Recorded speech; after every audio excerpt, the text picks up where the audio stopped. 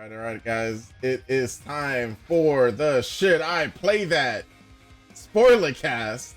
If I can find the right button, here we go. Oh no, that's the wrong button. Hold up, almost there. Yeah, and guess what, guys? Guess what? We got the Should I Play That crew in the building for something that people have been asking for a while. I originally wasn't gonna play this game, not for like any particular reason. I just had a lot going on, but the people demanded, the people asked, and I'm here to deliver. And I'm also here to deliver with, like I said, James to the Green, Rod, and our mod Subject T is also in the building. Yo, Subject, how you doing? What's going on? I have a very early morning tomorrow. I'm not excited. Dang. I paid All right. $120 for this exam, and I'm not excited for it, and I'm not excited for the drive down there. Yo, so hopefully we can make this worth it then. Yeah, I know. so for all the people in the chat, all the people that are listening, via audio, via YouTube, I just want you to DBZ style, go ahead and send Subject T some energy, because she needs the energy for this test. She needs the energy for this drive. Yo, we're speaking positive affirmations. Positive affirmations. Yo, Subject, you got this. You got this. It's a queen out there. I'm 4 for 1 on passing exams. That's a pretty solid record. That's pretty good. That's 80%. That's nice. That's pretty good. Yeah. All right, so You got this. No problem. So let's go ahead and just jump into this. This is the spoilercast for Last of Us 2, which has been really divisive online. Like, honestly, looking at what people decisive among players, but not critics.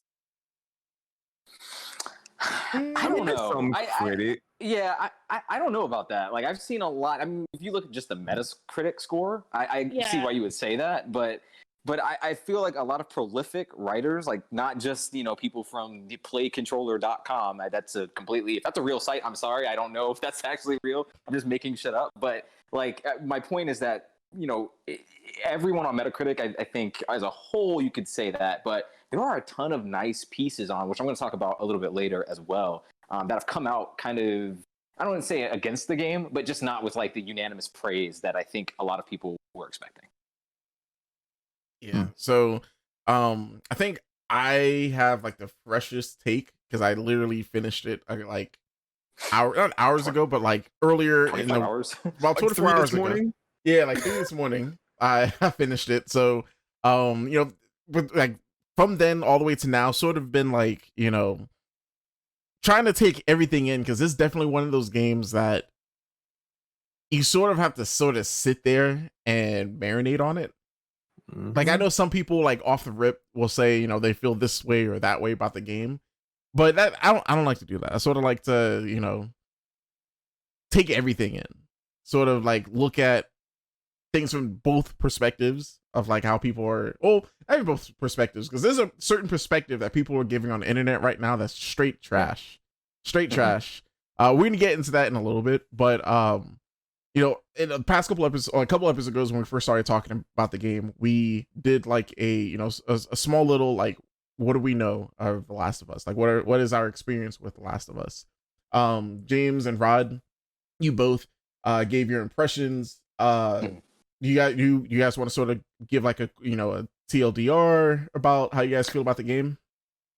Yeah, we could surely do that. I'll go ahead and begin. So I felt like at the time that I finished it, that generally, I think it's a good game. Like, I think it is what you would call objectively just like good, or what you would think it of as good.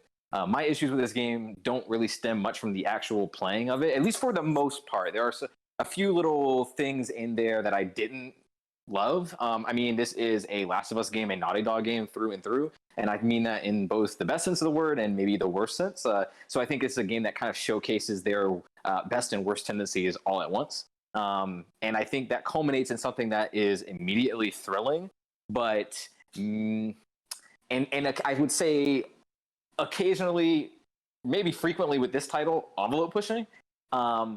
but also it leaves you feeling very blockbustery. Like it's not like some small indie thing, like some indie film might make you feel it. This is like still a big explosive thing that is for mass consumption. So, which is not inherently bad, and I do not mean that to sound like a bad thing, but that is just kind of like how you approach a piece of media like this. Yeah, and I think that's kind of the long and short of it for me. What about you, James? I'll have to agree with you mostly. When I went to this game, I was going into it for the story. I was really expecting the Naughty Dog just to kind of give me the characters, put them in tense situations, and see how they react. And that's, for me, what I got. So, I mean, I guess expectations-wise, I didn't even expect to have a sequel. So I didn't have any expectations. I feel like the game could have ended where it was and been fine. And I think maybe even if they had went the route of keeping The Last of Us as a franchise and removing Ellie and Joel from the situation entirely, like focusing solely on a brand new group, might not have seen so much of an issue. Mm-hmm. But since we are where we are, it is what it is. I'm really glad you said that, because that's another point that maybe we can expand on later. But the whole time I've been playing this game, I left the first Last of Us 1 game going like, that was a very well told story. I never want to see these characters again. And I hope that if they ever do make a sequel, it's an anthology. The Last of Us Part 2, to me, bolstered that. If anything, it solidified my opinion that, like, I didn't really need to see any of the returning characters from this universe. Like, I would be totally cool with this being an anthology series, but it's very clear at this point that Neil Druckmann and Naughty Dog at large really want this to be a story about Ellie. And I think at this point we'll probably see a third game, and because it sells way too goddamn much, and we live in a capitalist society, so like we're gonna see a third game. But you know, that will include Ellie, and there's a part of me that kind of wishes it didn't, because I think some of the most intriguing elements, or like a lot of like what I did find interesting about this game had nothing to do with the returning characters. So yeah, I'm really glad you said that. So, Subject, what about you? Like, what's your experience of just like core Last of Us, like the OG Last of Us? I first watched it on a playthrough with two best friends that had Matt McMuscles, which Herb talked about from the podcast, and Pat stares at. And I watched that playthrough. I was like, oh man, I want to play that game. So whenever it came out on PS4, I bought it, played it. I loved it. I thought it was paced pretty well for the most part. Like, you got to see like a surrogate father and daughter grow up, or just like grow a bond together, and Joel making I would say a morally gray decision, just because like of whether if he wanted Ellie to die just to make a vaccine, or let her live but no vaccine. Like, that's a very morally gray, especially if you created a bond with that person and they're just a child. So it would be really hard to do that for someone who lost her kid at the beginning of the game. And so with this, I didn't want another Joel and Ellie, or Ellie in general, game. I wanted an anthology. I would rather see like Tommy's side, like start off from the beginning of Last of Us 2, where Joel and Tommy are running through the city, and then whatever happens to Tommy, like in being part of the Fireflies and stuff like that. I would rather if they went that way, if they had a return characters, but they didn't, obviously. Or just making an anthology as well. That was my view, but whatever. What? Go ahead. I was gonna say, because like I agree too. Like, I feel like they set up so much in the lore of Last of Us, where like I feel like when because we're doing, are they doing a TV show or doing a movie at this point now? It's a TV show on HBO. I think that's where they should go with it. they should go with like all of this stuff that they set up, saying that, you know, Joel and Tommy have done in the past. Like, set that up, you Yeah, know, I and would make like to see like a Tommy and Joel like backstory instead of skipping 20 years later. mm-hmm. Like It just might to have see worked. how like why did he get so like rugged and cathartic to Ellie in the beginning. Because I mean, But once you take out the cure out of the situation as they have with Ellie, it kind of loses a lot of the goal, basically. Like, what is the point now? And I feel like I that's think kind of hard to deal with. Yeah, I mean that's something that I think part two struggles with. I mean, and I think it wrestles with that question. Obviously, like with Ellie, she quite literally says at multiple points, like, you know, I have no purpose now. And what is it? Because to me, the most interesting part of any sort of post-apocalyptic media is not like how do we find a solution to not be in the post-apocalypse anymore, but like how do we live with our new normal? It's like what we're experiencing right now. That's kind of why in some ways I think that this game releasing when it is extremely poignant, like in a way, like in a really fucked up way. Like there's a lot of things that are happening currently with, you know, people on lockdown, you know, riots, protests, all this other shit, people being very vicious and nasty with each other, not necessarily because but it's maybe even more visible than before. And I think engaging with a piece of media like this that is simultaneously relishing in it, but also kind of trying to scold you as well for it, is fascinating. Like, I think that is interesting. And I definitely hope we can talk about that later too. Yeah. So I mean, real quick to finish up this you know, this thought about like just the original game. I played Last of Us on like OG PS3. Last time I played Last of Us was when the remastered came out on a PS4, like right when it came out. At the time, I was able to get a code from Sony, so shout out to them.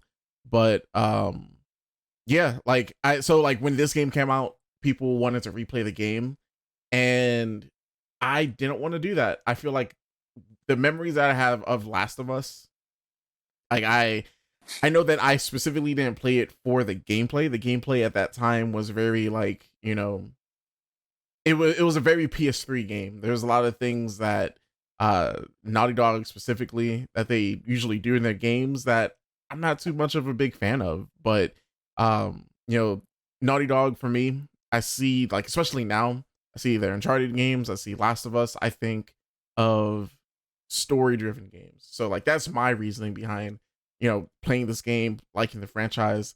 I like this world that they set up for the most part.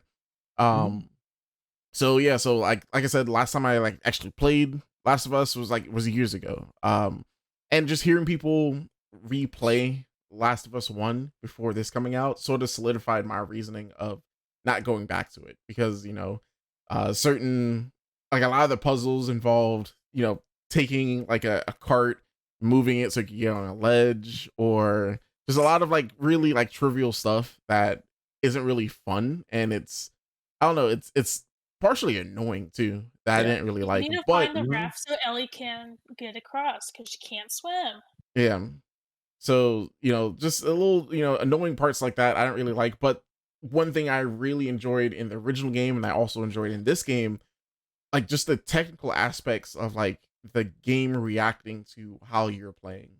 So, and I say that as like when you're playing, you're shooting, you keep shooting and you run out of bullets, and like you're still hitting the trigger button, and it, like your gun is clicking, the enemies will hear that and they're like, hey yo, he's out of bullets, let's all rush him. And seeing all the enemies rush up to you, that's a scary feeling. It's like it gives you a rush, like, oh man, I just fucked up, let me go back and like reevaluate my whole situation. So you also can't charge them either because they'll fuck your shit up too. Exactly. So like seeing, and especially for at its time, seeing stuff like seeing the AI react in a way like that was pretty cool, because you really didn't see too many games having AI like that.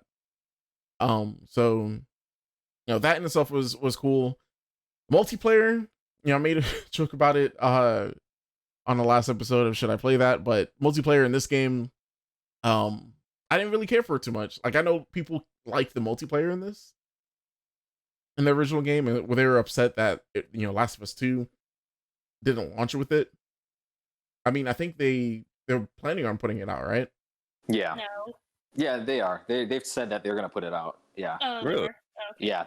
Mhm, Yeah. mhm. So maybe for some people that might boost up this game for them, but for me, like I think I got what I got out of just, playing through it. So I'm not really looking too much at the multiplayer, but like all in all, when you look at Last of Us 1, it to me was like, it was definitely like a swan song of the PS3. Like when you want to see Yeah. like the, what the PS3 is capable of, this is easily one of the Mhm. best games to point that out with.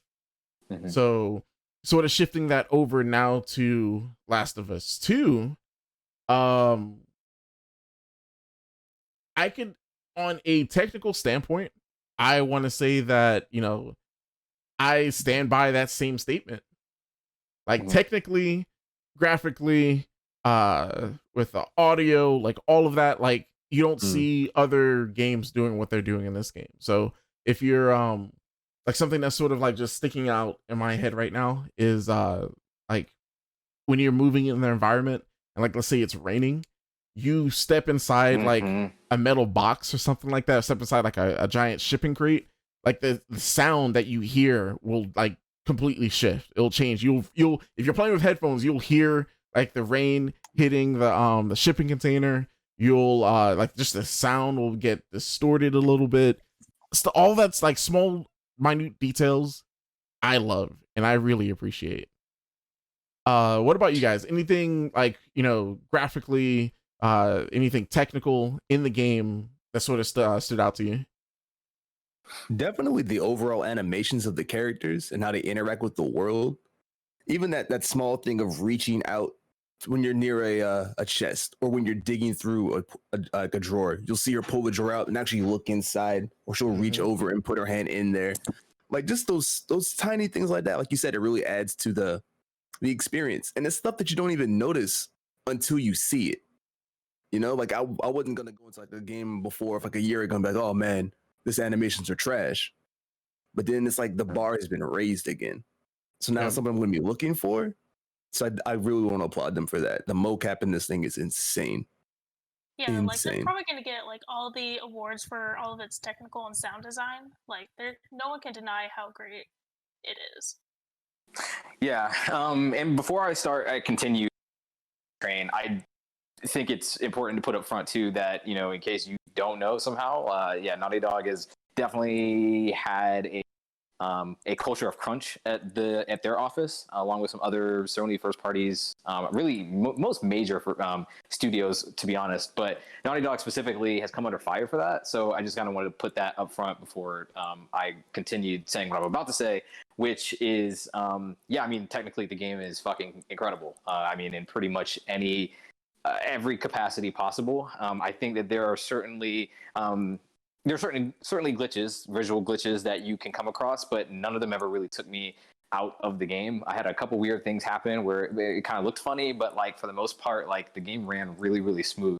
I think the most stunning part in the entire thing to me was the end of the first day for Abby, when you are taken by the Seraphites, and it's pretty much that E3 trailer, the very first one that they ever revealed, and that entire sequence from pretty much beginning to end, from the time you get taken to the time that you're like fighting, it's like that.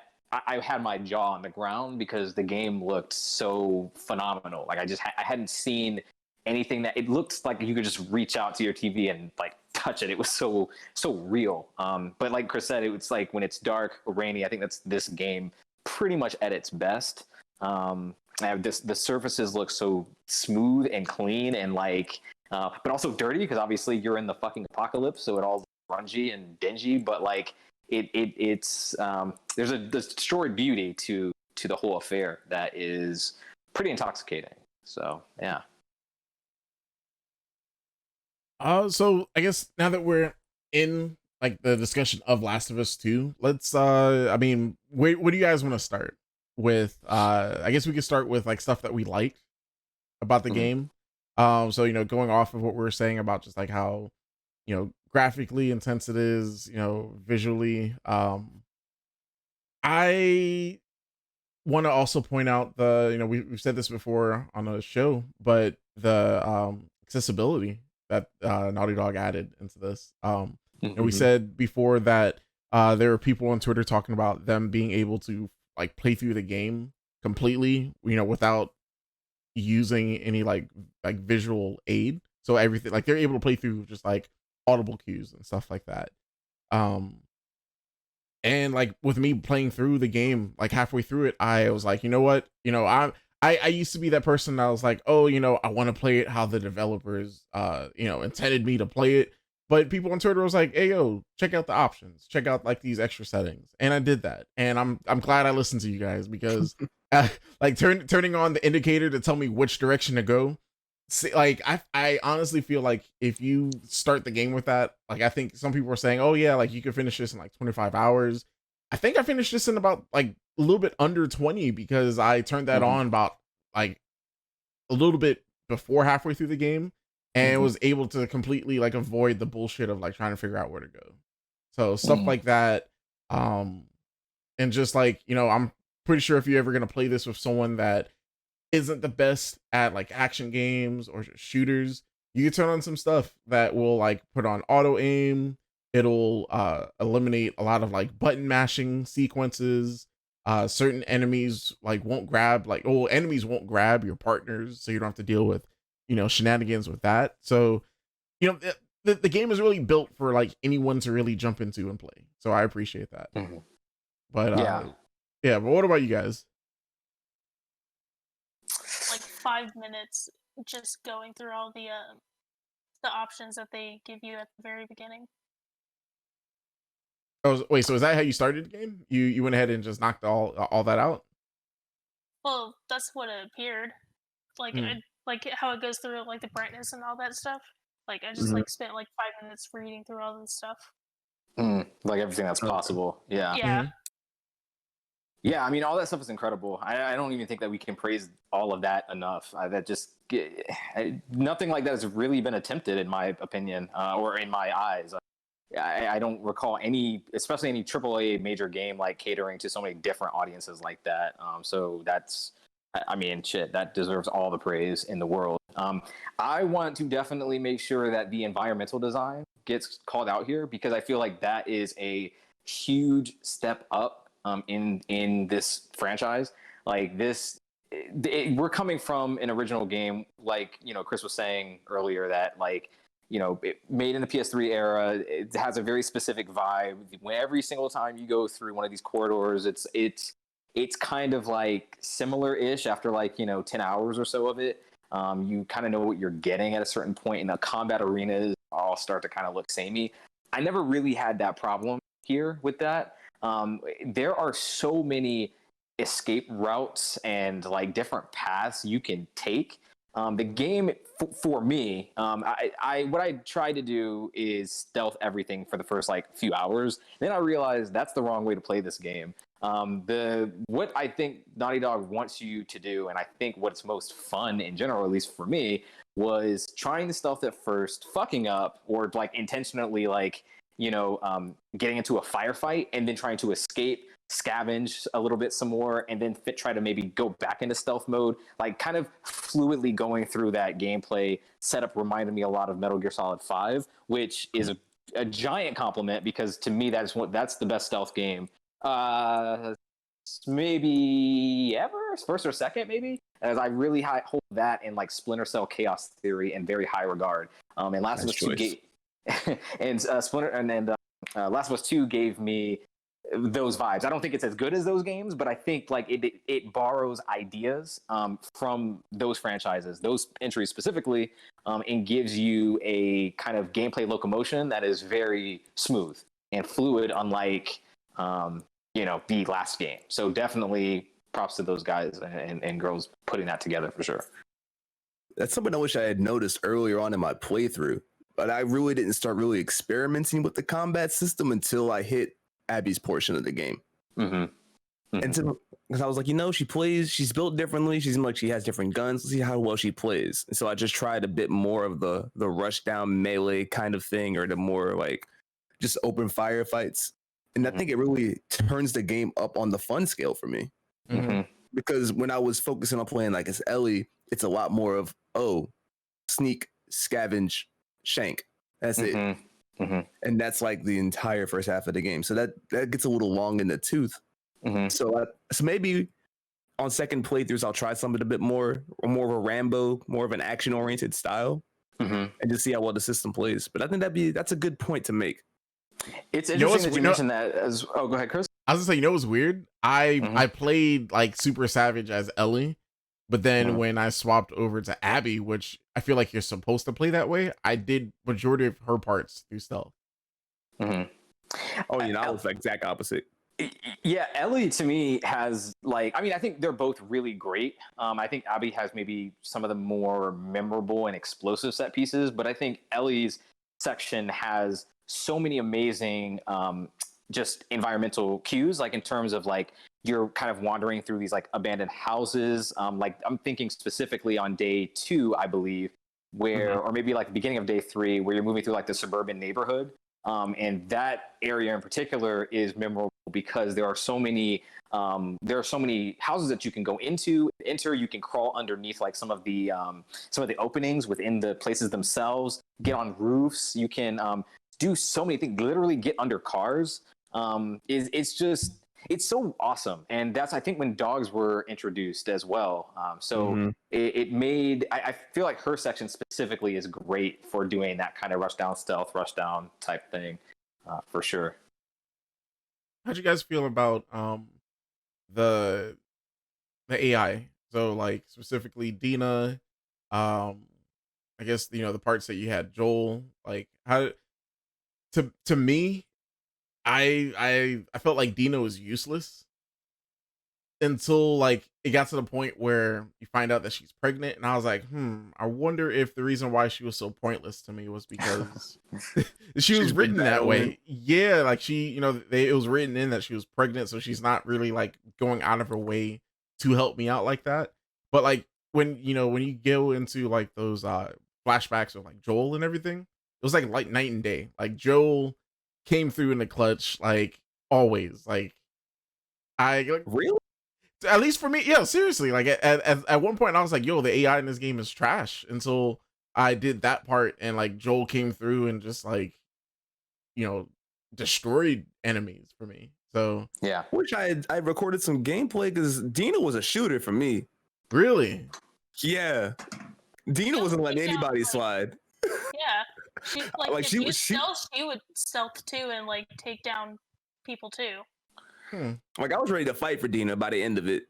She put in work. I'm not even kidding. Yeah, I honestly didn't. I think there were 1 or 2 instances where I was like, "Oh, thanks for killing that one dude," and then that was kind of it. But I also had my setting at like moderate. I don't know how did you guys play moderate or? I was playing on normal. Normal? Okay, yeah. So we were on the same thing then. I don't know. I just never noticed. I guess I was just doing all right. I died maybe like just a few times, and I think some of those times I honestly got lucky.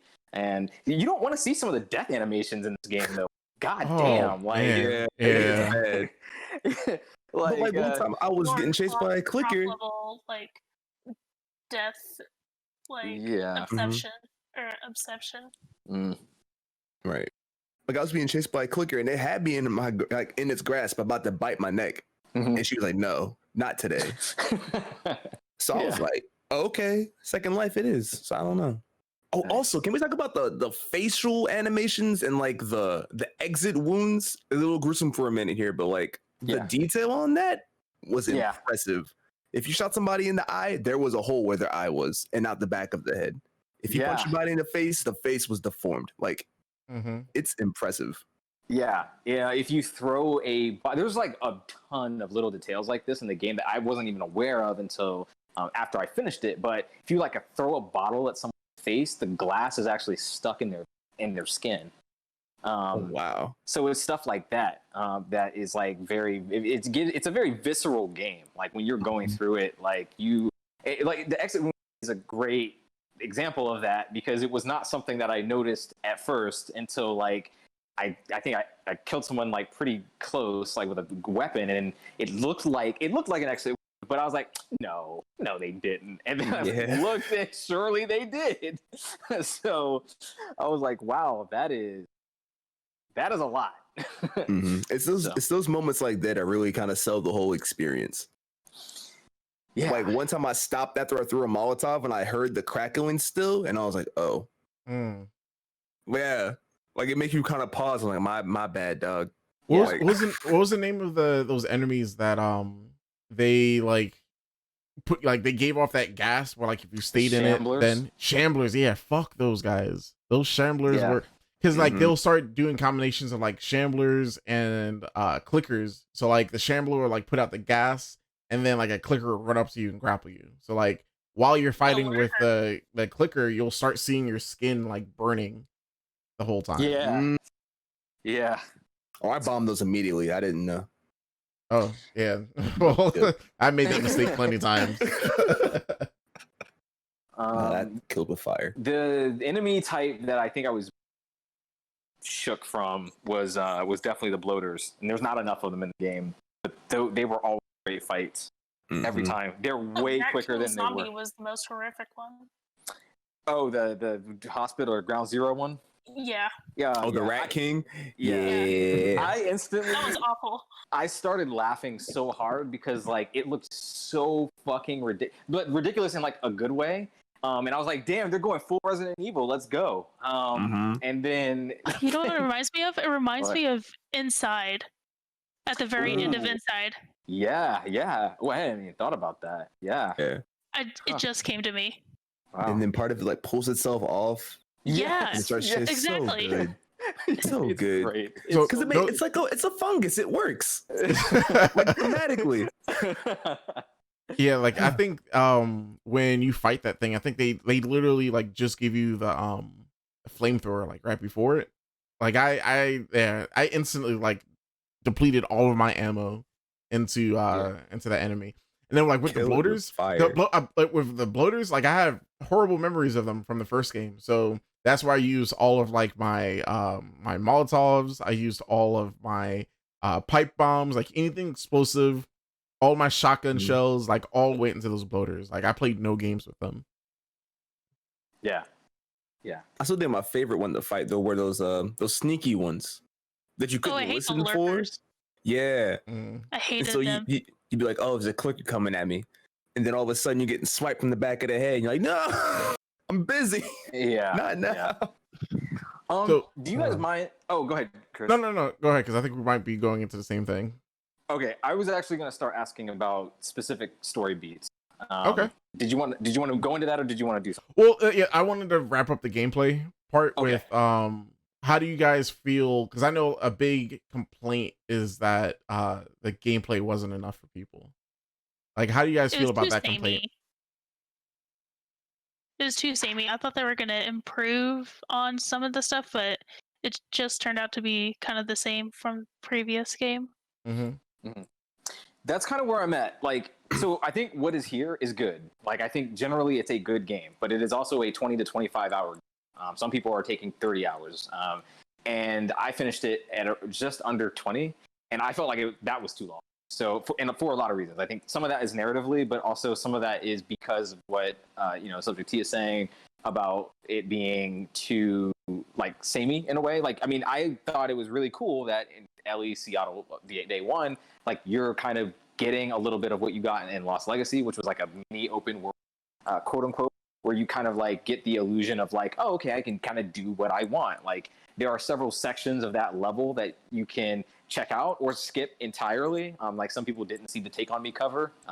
And I thought that was a cool moment. So it's nice that you get that for that reward for exploring. So that's neat. But once you get that, you never really come back to that ever for the whole game. And it's kind of just on rails from there. So yeah, I do feel like the propulsion of going through from A to B is not diverse enough. I do think the Abby side of it has the more interesting set pieces. Like when I think about it, I think about the island on day 3, like pretty much all of that. I think about the hotels when you are like at the very top, and it's like a completely hollowed out like building, and you have to make That was an awesome one. That was an awesome one because it's a really creative. It's like you have to make your descent, but not on the actual stairs. Like it was really, really cool, and also very tense because it funnels you through these tight like spaces, and you have the infected coming out of the walls, which is great. There's the awesome set piece at the top where Abby's scared of heights, but she has to like kind of face that fear as she's kind of taking the shortcut from the Seraphite or to there. So I think a lot of her sequences are really, really awesome and creative, and I wish we got like a little bit more of those, and maybe chopped off a bit more of the kind of like run through this house, collect these items, read note. Like there's just a lot of that in this game. Mm-hmm. I mean, and then that's the game, right? That was kind of the first game, but there's a lot of it. Yeah, so I think for the people that they complain about the gameplay, and for whoever's watching this that like you'll forget spoilers. I just want to watch this, see what it's about. If you played the first one, you pretty much know what you're getting yourself into with this one. Like we've talked about some of like the new additions, like we're also in the chat talking about it too. Like the dodge mechanic, came through pretty clutch. Your boy felt like Ultra Instinct Goku. Like at one point, like I think I had someone with like a melee weapon like swinging at me, but then I also had someone like off on the side shooting at me. So like the person I was swinging, like he was nothing. I just like kept dodging and then like readjusting my aim so I could go after the person that was shooting at me. So I don't know if that made it. I don't know if that made it too easy, but like the dodge mechanic really came through clutch.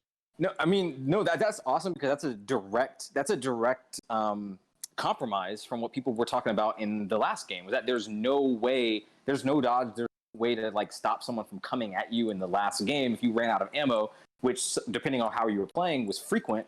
There's no way for you to defend yourself from someone rushing you down, and that was something that frustrated me, and so having the dodge mechanic kind of fixes, gives you a chance.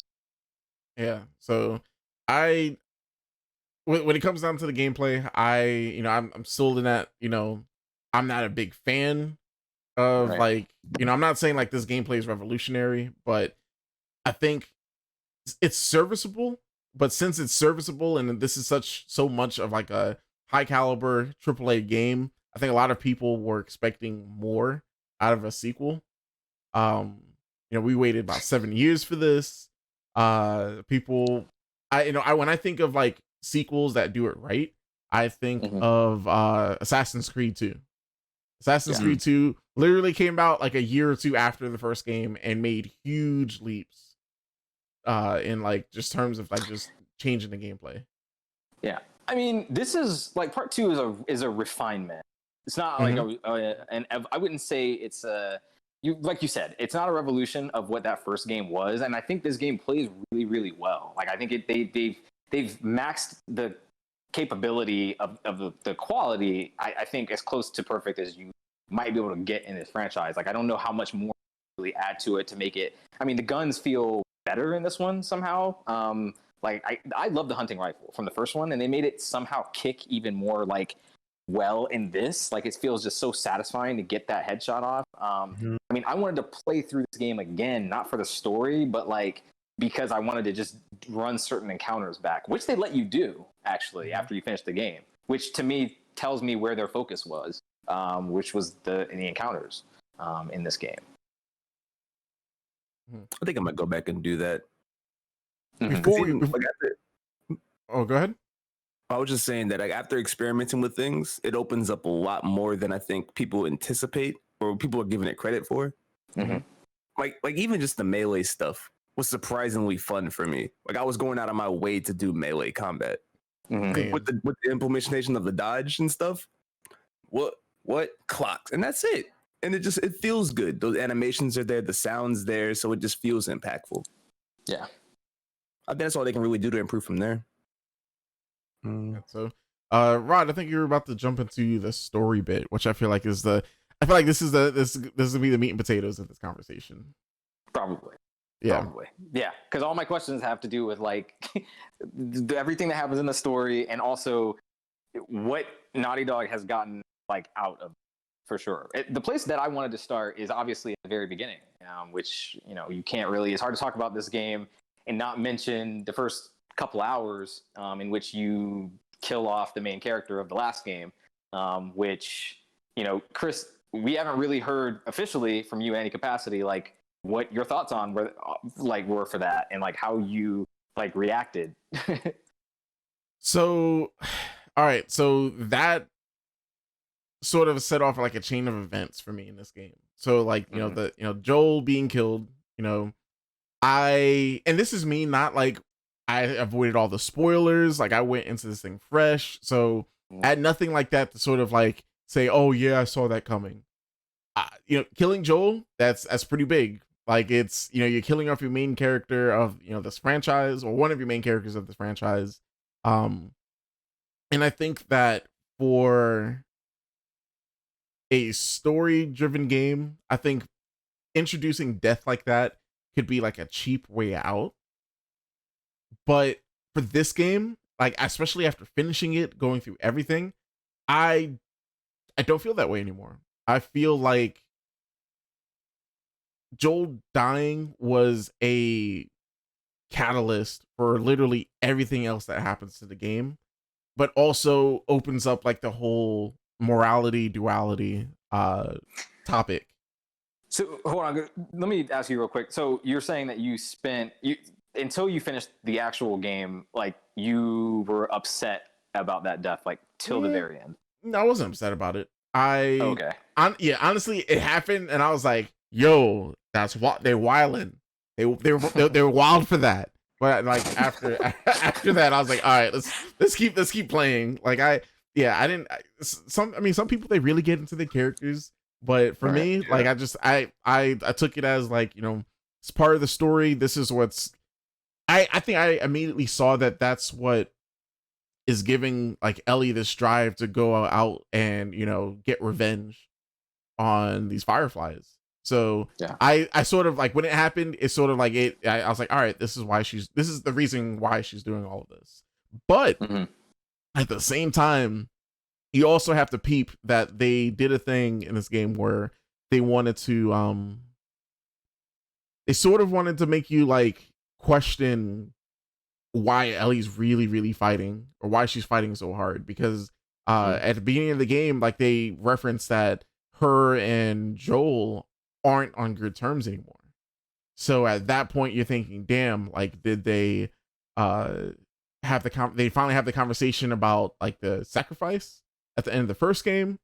Did something else pop off? Like what was the reasoning for this, the turmoil? And in the story, like there's a lot of like, explaining things and then like moving into the present, but then they did another thing where like, all right, 4 months before, 4 years before, there was a lot of back and forth that sort of like dropped in what was going on and why certain characters were, why certain characters did what they did.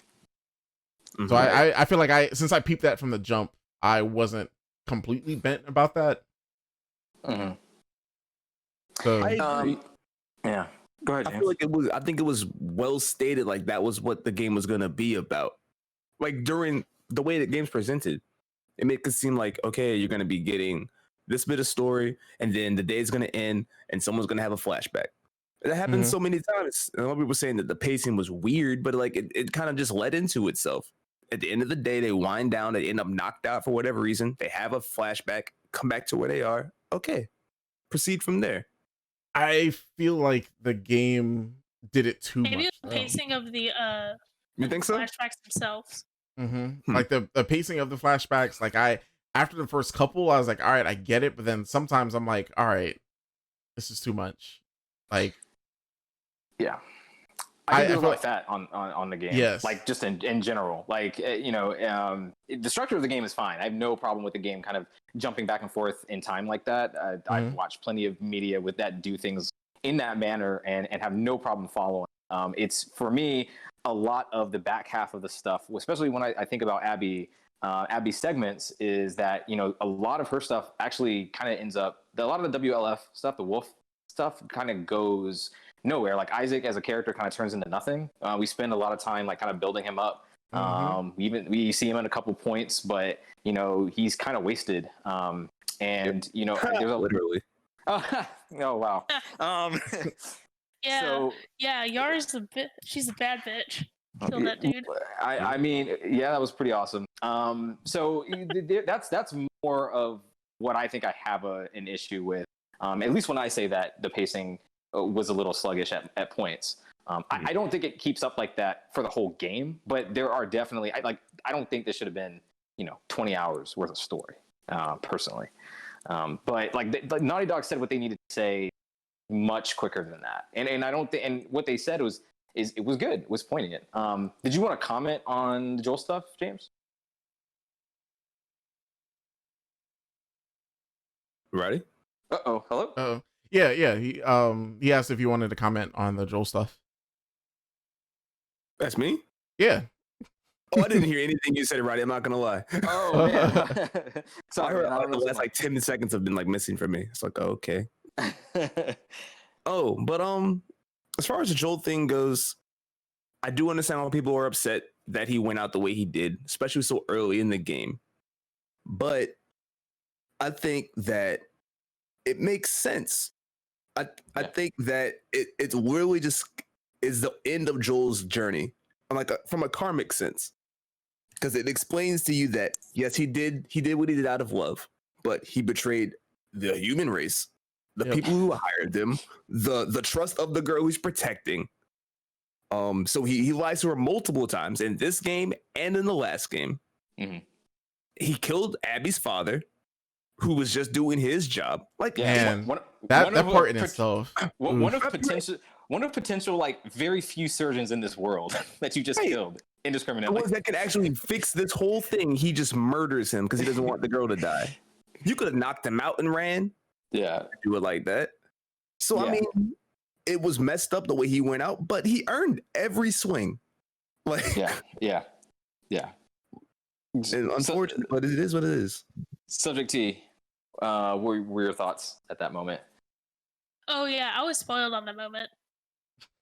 I was looking through Twitter and I was like, oh yeah, Joel dies. I was like, oh, well, I kind of expected it to begin with anyway. So that's interesting. That's even more interesting to me. So like when you saw that moment, you were already spoiled. Like, did it have the same impact that you thought it might have had originally? It only surprised me of how early it was in the game. Right. And then I was going back through all the leak threads, and I saw that people were speculating that both Joel and Ellie were gonna die, and it just turned out to be just Joel. But then people were also speculating with like the religious cult shit, like they're like, oh man, Dina's gonna be raped and all this stuff, and it's gonna be like a lesbian revenge tale. And luckily that didn't turned out to be the case. Thank God. Yeah, kind of. I think that would have been a worse game. Yeah, that was a shitty direction. I thought that's exactly where everything was going to go. I didn't know, like most of you, I didn't spoil myself with this game at all. So I just knew that Ellie was on a revenge quest, and I figured it was something related to Dina. And I was like, oh God, please not sexual assault. That will probably not be good. But shout out for the with the trailers. Like, I definitely thought that the whole revenge thing was based on Dina, but turns out the whole time she survives. So they just cut it close enough to where Ellie being pulled away from the WLF dudes, like almost being found out, thinking that it was Joel, but it was actually what was his name? Jesse. Yeah, Jesse. They cut that trailer close enough to made you think it was Joel, but it wasn't. Yeah, it's brilliant. Brilliant that a major studio like obfuscated so much of their content in that way. Like, super high props to them. I'm a big spoiler phobe, so like I very much appreciated that. Even though I didn't watch that trailer. So I actually agree with all of you about this. To be honest, like the Joel thing, it didn't really. It was shocking in the brutality of it, but not necessarily because like, yeah, whatever he did, he probably deserved it, to be honest. Because, like, we know that Joel from Last of Us 1 is not a good dude. They say multiple times, they go out of their way multiple times in the first game to say, like, yeah, Joel's done some fucked up shit, like, before he meets up with Ellie. So, you know, he used to rob people, like, just as a hunter. Like him and Tess. Yeah, they just used to blind rob people and presumably kill them as well. So, like, you know, Joel's not like some badass.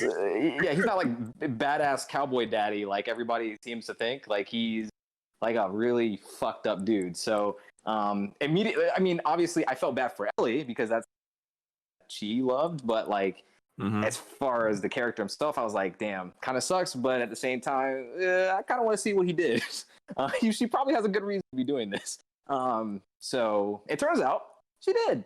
I kind of want to talk to you guys about Abby and the character, just her character. So just kind of preface this whole conversation. You know, Laura Bailey, the voice actress behind Abby, I think just up front, does a fantastic job. Like, I don't even know how debatable that is. I don't think it is debatable. Like, so the acting in this game was like A++ on all fronts. Yeah, absolutely. On all fronts, I think especially she came into this role, this character, and embodied her fully. And did a like she even worked out to get the muscle tone. Wait, yeah, really? she did. Yeah, she did. She posted a picture of it on Twitter. Oh, she got here to get roles. Let's go. Yeah, so she has done a fantastic job doing, and she's getting a lot of shit for it because people are fucking idiots. And also, you know, there are a lot of other people saying, like, you know, hey, she's too muscle bound and she might be trans, and a lot of other hate, awful shit, just vile bullshit that we don't really condone on this show at all. Nope. But I just wanted to kind of point that out as a reason why, you know, as you know, for why people are doing that. I would also like to say that all of those reasons, each and every single one of them, are complete bullshit. I think Abby's a great character. She is, you know, it was very jarring to play her at first, especially when you don't know what exactly is going on. You kind of enter that moment. They cut at such a legendary moment in the theater when she meets back up with Ellie, and you're like at the climax of Jesse's just been shot in the fucking face. Oh and man, Jesse's dead. that no. So real quick, that particular scene, I was literally like verbatim out loud saying, "Yo, Jesse's a cool ass character. I really appreciate like the representation that, you know, Naughty Dog's doing. We have an Asian American character. Like, I literally said, I hope to see more of Jesse." Cue the next scene. He walks into the room and gets shot in the face. Dude, it was. I mean, you do get to see more of him. He just kind of gets shot again. It was that shit. I feel like that hurt me more than Joel. Yeah, it was so funny because as soon as like they get up, they hear something and they get up. I literally said, "Oh, he's dead. He's dead. He's not gonna make it." As soon as they go through the doors, boom. Yep. Wow. There we go. Dang. There we go. Season 7 and 8 and all over again. So. Oh yeah, no character was safe in this fucking game. Like, yeah, no character was safe. That's the best part of that story, though. You don't know who's gonna make it and who's not. Right.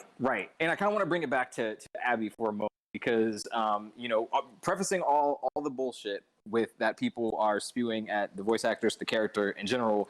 I kind of want to hear you all's take on Abby, like how you guys felt about her, like just throughout the course of the game.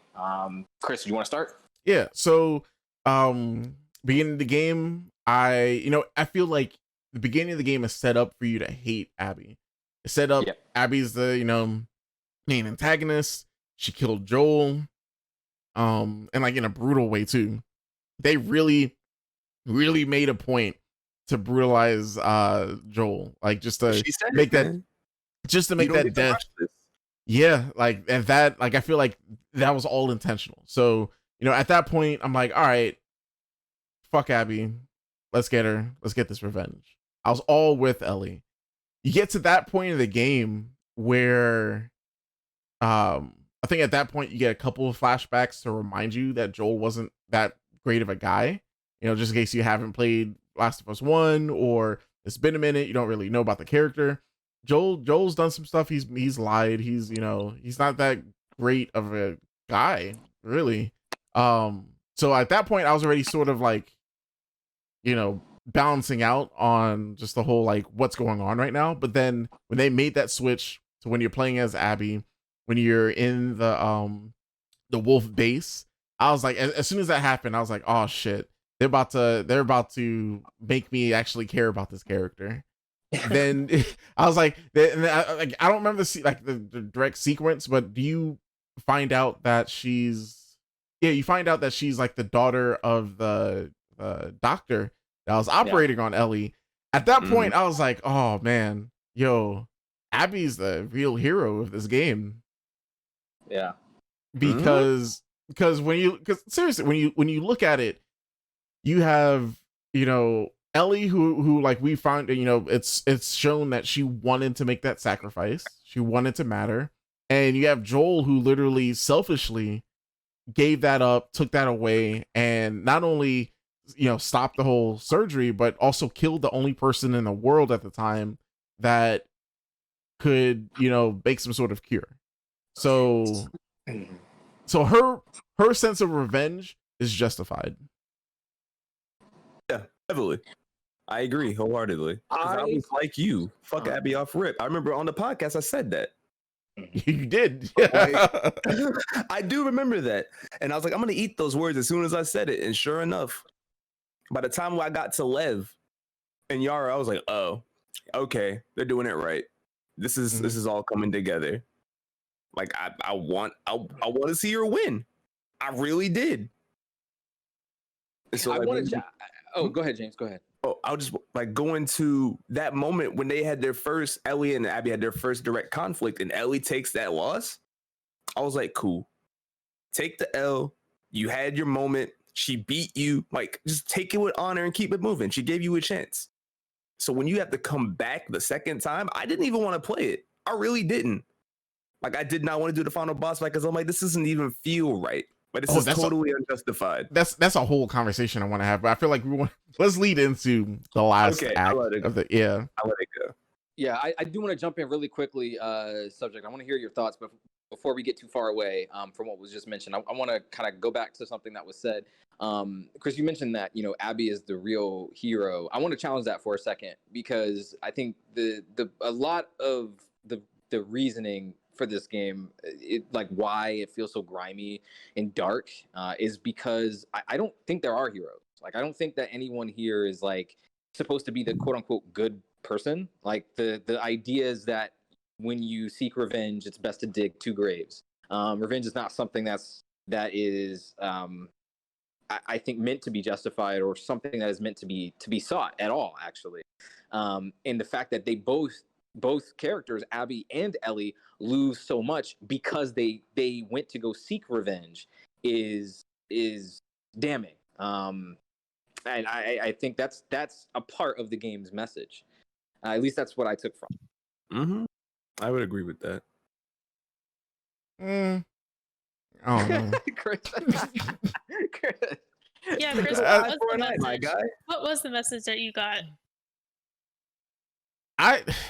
Of like the whole game, like, yeah, the message I got was that, yo, Ellie, she's on some Karen shit. Like, yo, calm down. Like, there's once again, before we jump into the third act, like a lot of like her knowing what Joel did, and like at that point, once they established that she knew already, I feel like I would understand why what happened with Joel. Not saying like if I was put in that position, I wouldn't be angry. I'd be upset. I would be upset. You just, killed my father figure. But then at the same time, it's also like established that she specifically says Joel crossed over a ton of people. Joel has pissed off a ton of people. Mm-hmm. Who knows who he pissed off, why he pissed them off. So I don't know. I feel like that, let's go ahead and get revenge, I feel like was an empty mission. At that point, she was only getting revenge because she was trying to rebuild that relationship with Joel after what he did, and that was taken away from them. That's the reason why. I didn't think about it like that. Yeah. I thought about that, but at the same time, It doesn't seem heavy enough of a reason for me No. to go through everything that she went through to try and rebuild something. Like, nah. Well, I mean, Yeah. That was better than me because there would not have been a Well, sequel. and it was also her coming to terms with all of it all at once while she was in Seattle too. And I think that's the main thing. It was her working out all that aggression. Yeah, and that's the entire purpose of them showing you the very last scene of Joel and Ellie together, like on the porch, and she's like, "Yeah, I can work to forgive you," because if you show that earlier in the game, then the revelation of like, oh, because you spend like 90% of the game thinking like the last interaction they ever had was like Ellie telling Joel to go fuck himself, basically, but the last like interaction they actually had, which is revealed at the very end, is that Ellie may work towards forgiving him. She doesn't in that moment, but like she's at least open to the idea of it. And that's the tragedy of it, is that like she doesn't have the opportunity to do that anymore. And that's why she seeks the revenge, not necessarily just because like Joel gets killed. I mean, that sucks. She's pissed about it. She's sad, but she goes through everything that she goes through because she once again, just like when Joel took her ability to like save the world away from her involuntarily, Abby took something similar away from her involuntarily. I feel like those are different scales. That's huge difference. Saving the world or building a relationship with someone that's fucked you over. I don't know. I get what you're saying though. From like an emotional sense, the weight's probably about the same. She doesn't have she's losing her ability to choose. Exactly. The whole game is about her not having control, like at all. She doesn't. That makes sense.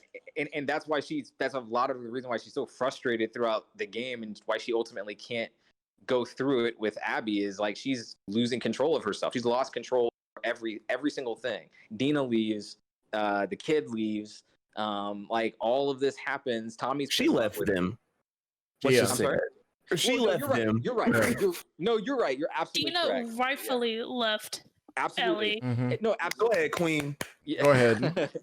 Yeah, no, you're Dina right. was right all along. I mean, she was like the entire time. Yeah. So that's what you got, Chris. No. Okay. What's up, Chris? What? Ellie was right. Oh, Ellie hell was no. right to leave. No. Ellie's almost like Ellie is almost in the same boat with Joel to me at this point. Her whole like reasoning to, like I said, I can't co-sign behind her going to Seattle in the first place. I think that was like purely off of like some vengeful shit. Like, that's human emotion. I understand that.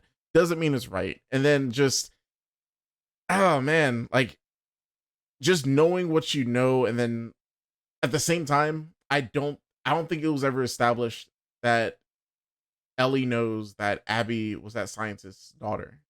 I think as an audience we knew that. I think that's why I feel that. Doesn't you go know what Joel did? Yeah, she knows what Joel did, as in like the getting rid of the choice, like killing the surgeon, like just right. Yeah, but she doesn't know who Abby is. I don't think that's ever been like, it's established to us, but not to her. I'll have to go back and look at that. Maybe you're right. Yeah. So I don't know. I still feel like Abby goes through so much growth too. Like let's talk about like, once we come back after, the second act where you're playing through as Abby, you're finding out all your friends are getting killed.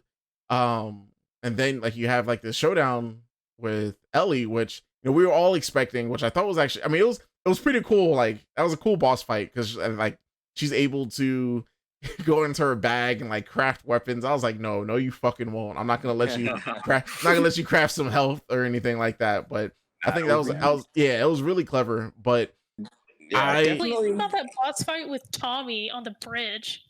That was hard. Where he was like sniping you. Sniper. Yeah.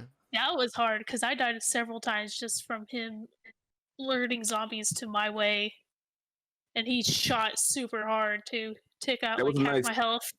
That was nice turns of the tables from that earlier scene in like the subway, that really red room. Can't remember what it was like. Where do you have So, the yeah, it was the subways. I think it was like a subway system. Yeah, it was. Throw the bottle towards the survivors, and that was such a cool moment, like visually too. Mm-hmm. Yeah, absolutely. Chef's kiss. Yeah. I that whole theater sequence is one of a handful of moments in the game where like I was wincing like multiple times. It's just something this game does really well is control the mood. Like it absolutely controls every single emotion and like thing that you do and do not want to see. Like that I did not want to see. I was really not looking forward to going back to the sequence where like, you know, you play as Abby and you go back to the church or the theater because you're like, oh God, nothing good can come of this at all. And yeah, like you're just playing through it and just going through the motions and like having to like fight Ellie and Dina and like it's just not great. Like the whole time I was like, I don't want to press these buttons.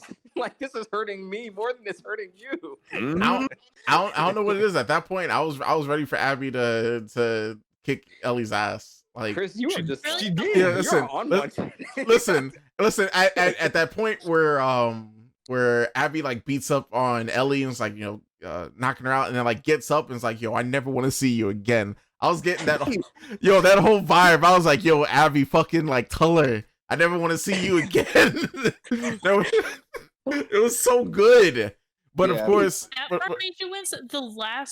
The second and final fight with Abby made me wince. I was like, man, this just sucks. Like the whole movie just sucks. Can we talk? So can we talk about the third act, or is there anything else we want to bring up before the third act? Narratively, I think we covered like a lot of the big stuff. Yeah, I feel like the theater sequence might just be I think that's the apex of the game for me. Like in terms of like how everything culminates. And I think that's the intention. I think everything else from there is like falling action. Should have been the true ending of the game. That's my true ending. No, the true ending of the game was the farm. Chris, we need to talk about the cycle of violence and hate and why it benefits no one. You said it. No one is a hero, Chris. No one. But seriously, we could talk about the last third of this game because I actually liked almost none of it, to be honest. Yeah, I don't think this is so. Can we all agree? I don't think anyone liked that last third. No, it was rushed. Like you can tell it was rushed.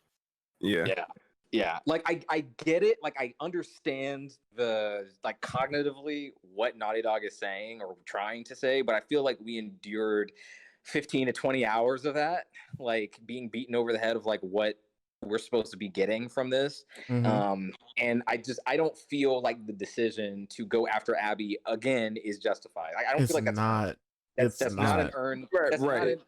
To me, that is not an earned moment. You've killed a pregnant woman, multiple people with the other families, probably. Their like dog. Yeah, their dogs. Like Abby's ex. Yeah, like you have mercilessly like just killed all these people, but yet you decide to continue this cycle of revenge and hate because you have PTSD. Subject, you said something about this earlier about how like the farm was like the true ending of the game. I think I would have been fine with like just that, and then I liked how they showed that, you know, Ellie, she's still traumatized by everything. You know, they sort of paint that picture of Ellie with Dina and this kid. They truthfully got an ending that like people in that predicament most likely wouldn't really have. Like, not only was Dina shot with like that arrow, like I thought Dina was gonna die at the theater. I thought she was dead. She was able to get Dina. She was able to get the kid. They're out of, you know, the settlement. They're on like their own land. I was like, yo, okay, here comes, you know, I was like, here comes, you know, Naughty Dog with the peaceful ending. All right, that's a little weird, but let's go for it. And then here comes Tommy showing up with a map. Man, fuck Tommy. Showing up with a map and a map and I don't like Tommy. Showing up with a map and a limp, saying, "Hey, we figured out where Abby is. I was like, y'all, miss me with the bullshit. Get out of here. Ellie, tell him no, that you don't want to do this. And No, Dina tells him no. yeah, Tells him Dina's get like, out of here. yeah, Dina's like, yo, out of here. But Don't come back to my house with this bullshit. she I think she literally says that, honestly. Yeah. Yeah, after that point, like that was like, yo, like the game really honestly could have ended there. I would have been fine with them saying, you know, her like looking at the map and like it cutting to black. Leave, And like that's leave, putting it in yeah. a fire. Oh, that could have been yeah. their DLC piece if they wanted to. That would have given them That would time have to flesh sunset out. Ellie and her story, and they could have do something else and make it an anthology instead. They could have done that, but they didn't. Yeah, They decided to rush the ending. Okay. Like introducing a whole new faction and everything else. It just I it was just so didn't feel listen, right. when I was so angry when that happened. When these new That could have folks been when showed whole up. game. Oh 'Cause my I god. thought like I had like a whole another like 10 hours ahead of me. Me too. That's the same thoughts I had. I was like, oh fuck, here comes another like 5 to 10 hours. But I'm also kind of mad that you just rushed straight through it. You know what I mean? Mm-hmm.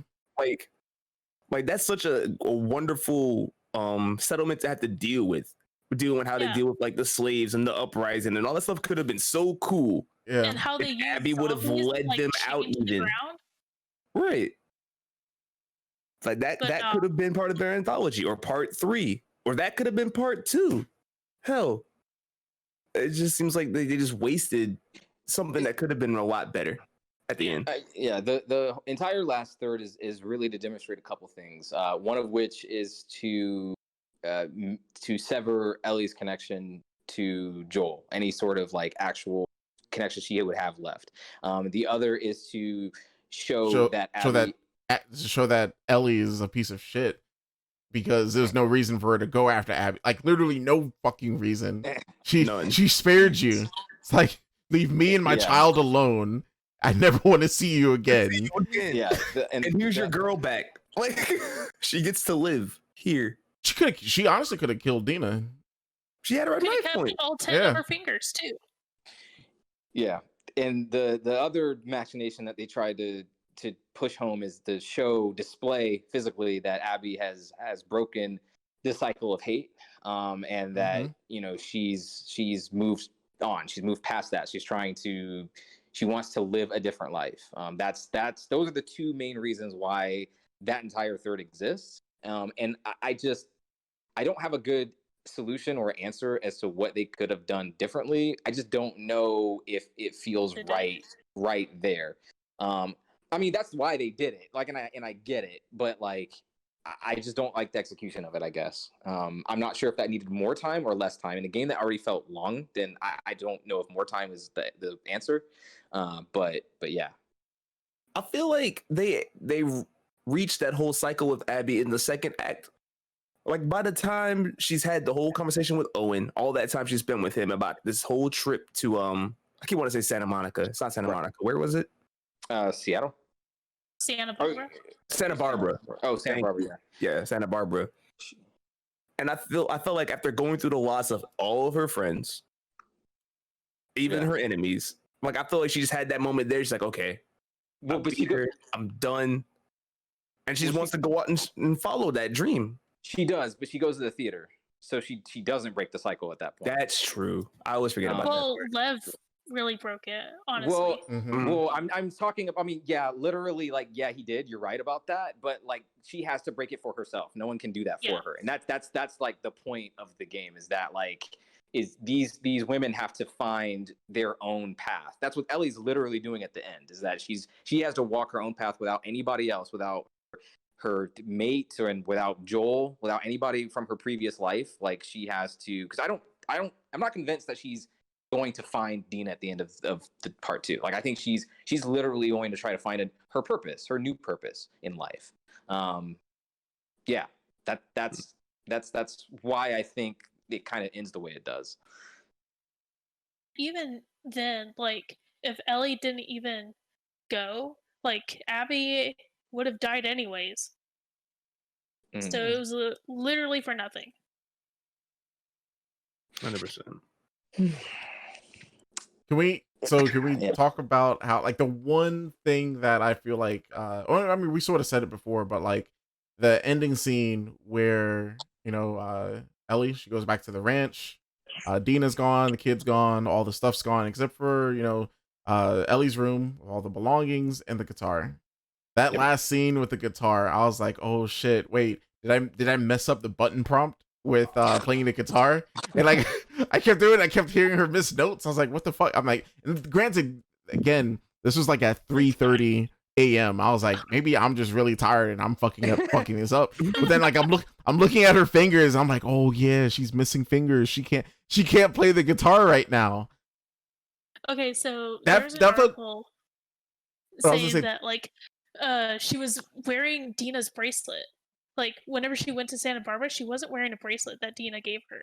But then whenever she was back at the house, she was, and people thought were like, oh, Ellie went to Jackson and she's just coming back to just look at stuff or whatever.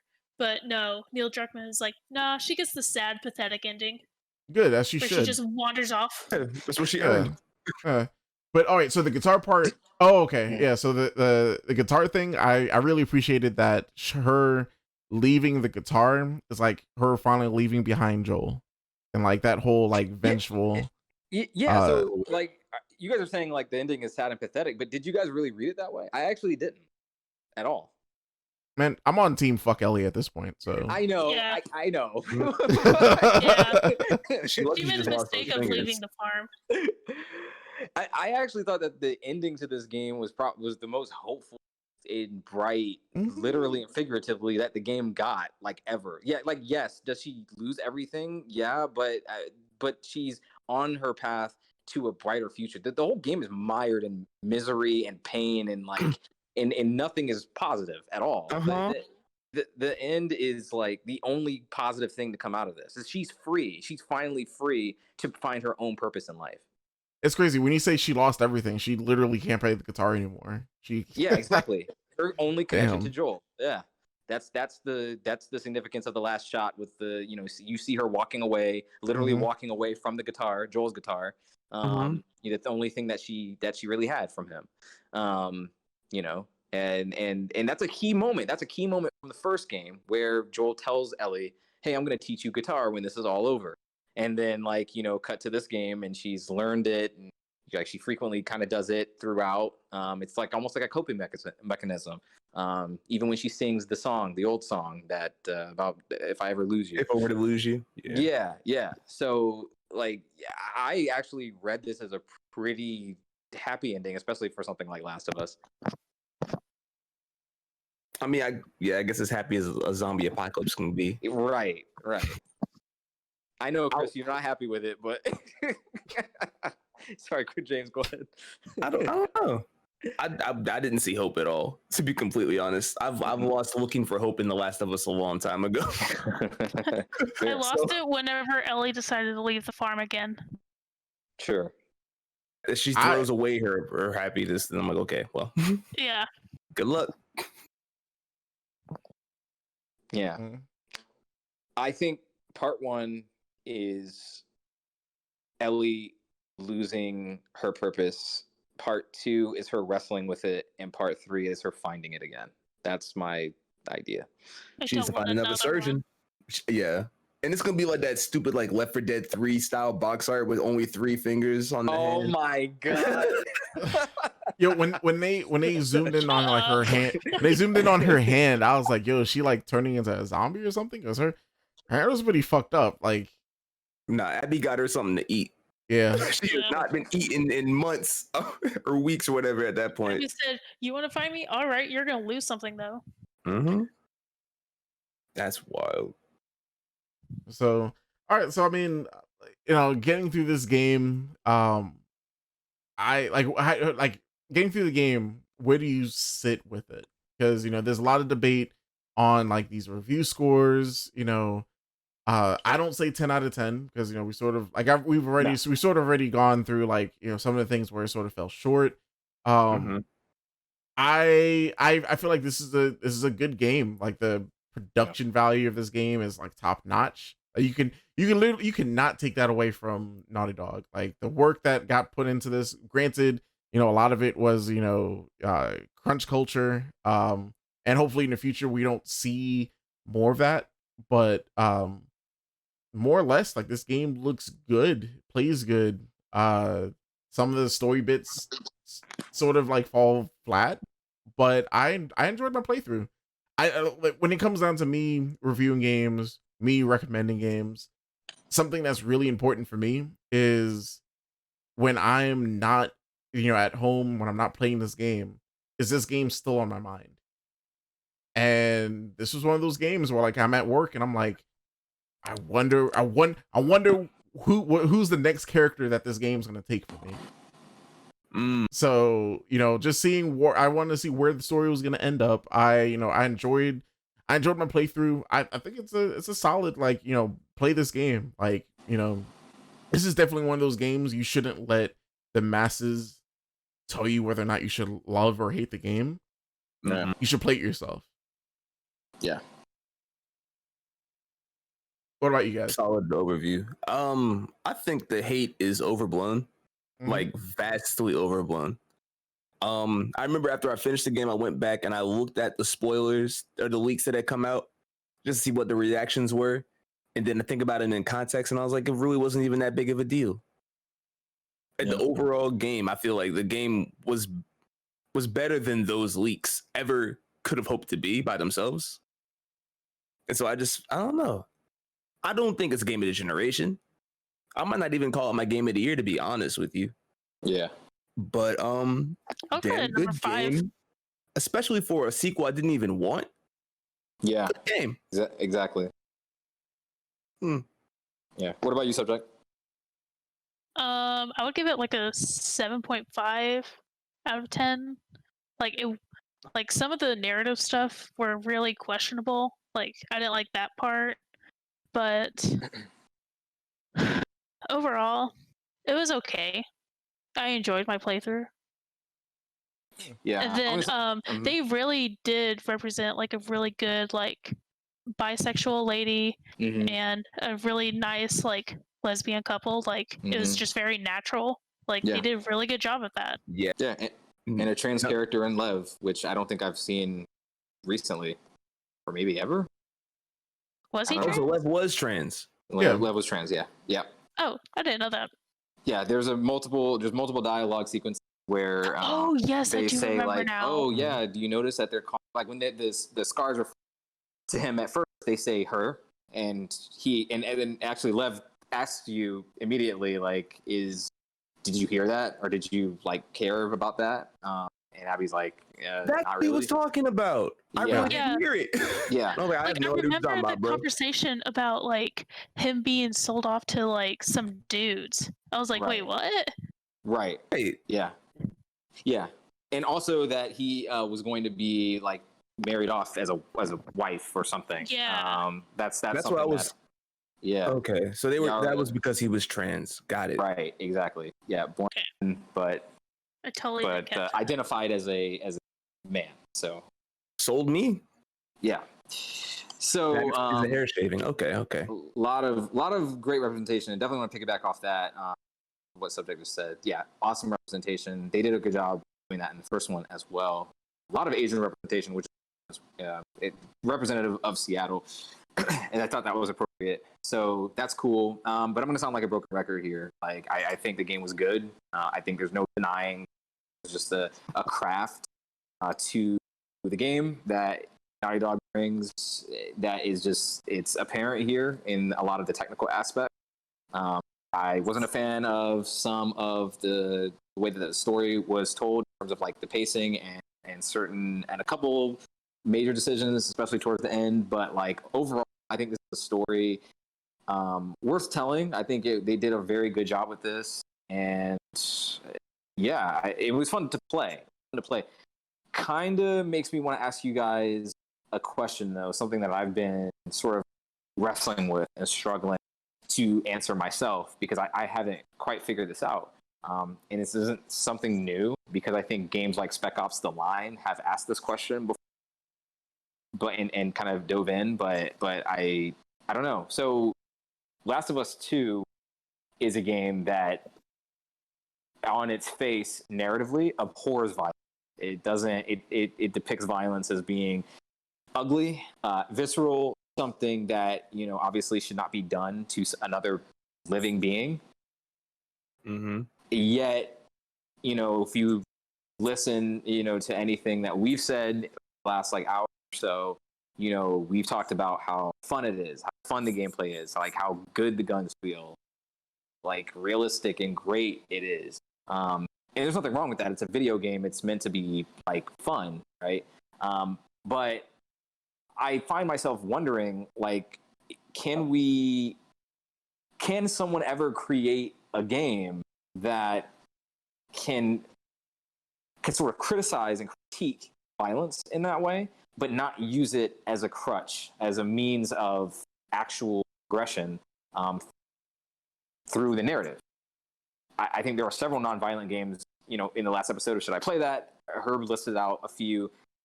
I mentioned Outer Wilds towards the end, which is a completely non-violent game. They exist, but Mm-hmm. I'm personally struggling with what that looks like and if that's even achievable. What Naughty Dog's done here is admirable, and I don't shame them for it. I think it's very ambitious. I would much rather something come out swinging and miss rather than just not try at all, or just be mediocre.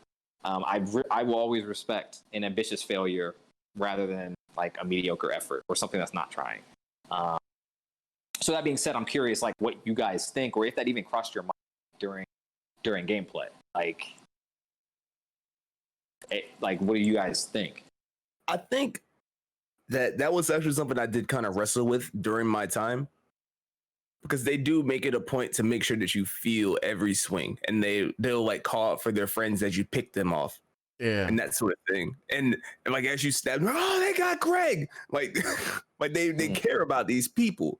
Mm. And I think for me personally, it's difficult to preach a message against violence in a game style like this and not use violence. Because you could make it unfun to play, but then your game would be unfun to play. Right. And so I did not have fun playing this game.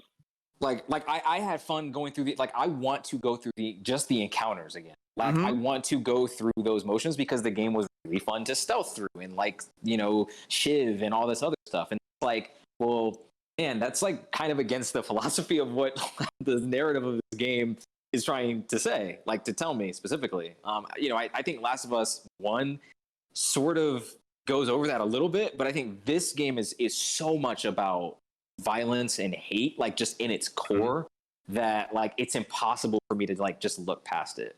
And I think that's why it's bothering me more here than it did the first one. I think with how I played the second half of the game, I want to see besides of course the infected, because they're already dead and they're in your face trying to kill you. Can you go through this game and not kill any of the actual human people? Is that possible in this game? Don't you snap their neck when you come up behind them as Abby?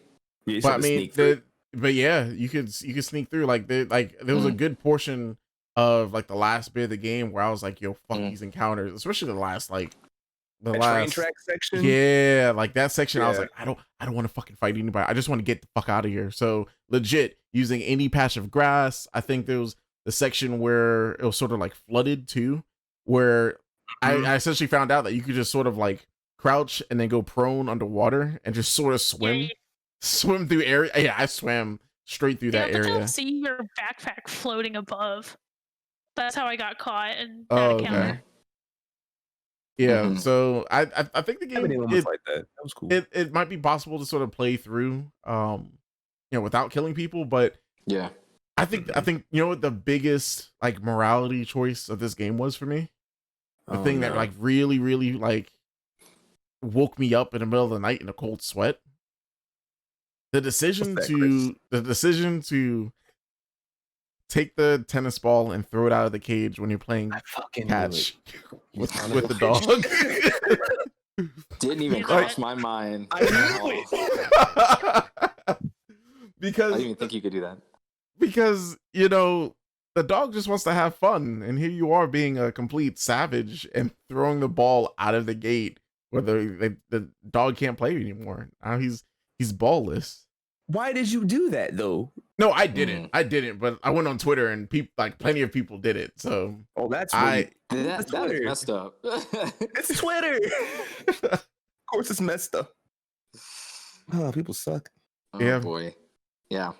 Subject, did you have anything that you wanted to add about that as well? I have played a game where it really questioned the use of violence and revenge, and was it all for in the end? Yeah.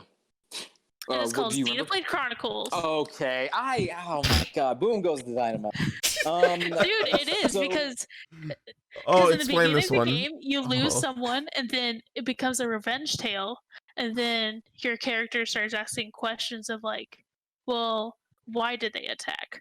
What's the purpose? And all Yeah. this stuff. And then towards the end, once you understand the other side and what they're going through, you're like, oh, so they're not really the villains after all. Then what is the Right. main villain? So, Yeah. boom, suck it. Xenoblade All right. Chronicles.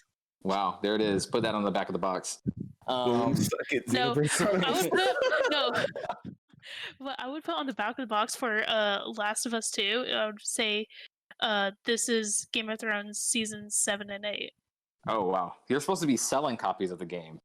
Well, Oh, That's why you don't do marketing. hey, there were parts of season 8 that were good, but then some and the most of it were kind of like questionable. Yeah. Never From, seen like- Game of Thrones. Like characters making choices of like, why would they do that? Like, Yeah. Well, I felt that way at several points in this game, for sure. And yeah, I mean, like all of you guys are saying, I don't know. I don't know if you have the answer to this, but I thought it was something interesting, at least to bring up here, because it was something. It was like the main thing I kept thinking about, like after I finished this game, was like, damn, I had a lot of fun, like murdering all of these people, but like I was not probably supposed to. Like the message I get is not, obviously we all, don't kill people. Hello, but the game really makes it face it. It's like, hey, this is fucking shitty. Don't you fucking hate this? And yeah, the truth is I hated it. I hated a lot of like I said before, a lot of the violence made me wince and cringe, and I didn't want to do a lot of the forced stuff. Yeah. But damn, those encounters were really fun. Like, it's a good feeling game. Like, it feels nice to play. So, yeah. For the most part, I didn't feel that way, but there is one scene that definitely made me like, I can't. And we didn't talk about the final fight, but when like you're gonna freaking drown Abby, yeah. I was like, no. I hated that. Ellie, I need you to. I let her die. I had to let her die the first time. Like, here's my ending. Yeah, my head cannon. Real. Yeah, Jeez. It's I would say almost equivalent to the theater scene, like in terms of like what I did not want to do at all. I was like, please stop it. Please let them go. Yeah, exactly. I do want to call out a specific sequence really quickly. What I think is also a standout sequence aside from like late day one Abby is the, oh my gosh, did I just lose it? Damn it, I just lost it. The Sarah fight scene in day 2 when you first meet them in the rain, like you're just wandering through this park full of, like, just with foliage like everywhere, and you just get an arrow in the shoulder out of nowhere, like a whistle, and then an arrow immediately. Yeah, awesome moment, because it's such a cool introduction to like these characters, and you don't know what they're about yet, but like you've kind of gotten some hints, and like the way that they communicate with each other is creepy as hell. So I thought that was great. I love how they use that to try and make it seem like they're more organized than they are. Right. Because once you start picking them off, that breaks down quickly. Yeah. They start freaking out like everybody else. And I'm like, y'all think y'all hot shit. Okay. Yeah. And also, I want to say, I thought that they were going to be the main antagonists. From the trailers, when I remember from seeing the trailers, I really thought that Jackson was going to get assaulted by the Seraphites, and they were going to take out Joel. They were going to take out Dina, and that was going to be the revenge. Yeah. I didn't see it playing out this way. So for me, it was a good surprise. Yeah, because I remember hearing like some religious cult, and I thought it was like a hardcore like radical Christian group. And then they were hanging people from the trees. Yeah. I figured that's what what the intro was going to be like. So good subversion of my expectations. Anyway, you got me.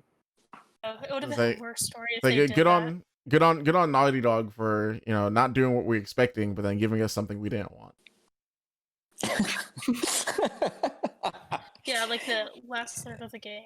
It's I funny. Say third. It's like a fourth. It's funny. Like at the end of The Last of Us 1, I did not want a sequel to this, but now I feel like I want a sequel to this now. Yeah. Like, because I just go ahead and complete the trilogy. Like, let's just do it now. Really? Fuck it, we're already here. I really don't want a sequel to this one. Like, I don't want a sequel to this one. Yeah, I felt so strongly about this. I would have argued so much, but like with that first game, I was like, please, God, don't make a sequel to this. Please, whatever you do. The first one is just such a perfect end, like to just both of those characters, and I just would have been so happy had I never seen them ever again. But now, and the reason why I feel like this is because now we have to see, or at least I feel like I want to see Ellie's redemption arc. Like I feel like we get the snippet of that at the end. That's kind of saying earlier with like the bit of hope, because like she's gonna find her purpose. I kind of want to know what that purpose is now. I'm over her. I didn't get her. I didn't see her like realizing that. For me, I just thought she was taking an L and having to deal with it. Oh wow, like another L and having to deal with it. Huh? Yeah. She definitely took L's. She definitely took L's. Oh God. Joel? Nothing. Just the catchphrase she kept on saying in Last of Us 1. Jesus, Joel! Anytime Joel killed a person. Oh yeah. Yeah. Anytime Joel was a part of Brick Squad, yeah. I do remember that. Yeah. Oh, I was definitely all the time. Yes. Like Ellie, chill. All right. Well, I think that's where it's a good point to end off this discussion. Of course, shout out to Subject for hopping on for the talk for this discussion. Rod, James, what's again? Oh wait, Subject. I think you were saying something. So tired. I have to wake up in 6 hours. All right, so so we're gonna go ahead and wrap this up. Shout out to Panther Panda in the chat. You thank you for saying it, because you're on our side, our time zone, so it's late. So I appreciate you. Yeah. And then of course anybody else that's watching this or listening to this later on, we appreciate you. Please rate us 5 stars on Apple Podcasts, Spotify, wherever we're at. Please give us some ratings. And Dogecoin is popping off. I hope so, man. I put some money inside, but that's neither here nor there. You distracted me. All right, guys, it's time to head out. Guys, stay beastly. We'll catch you next time. Peace.